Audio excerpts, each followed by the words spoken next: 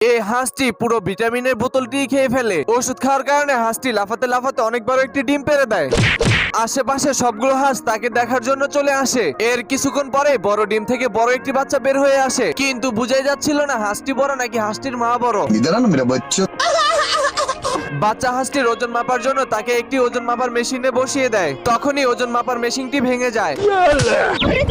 বাচ্চা হাঁসটিকে স্কুলে নেওয়ার জন্য তৈরি করতেছিল, তখনই খাবার খাওয়ার ঘন্টা বাজে। সবার আগে বড় বাচ্চাটি চলে আসে আর সবগুলো খাবার খেয়ে ফেলে। मजा आया।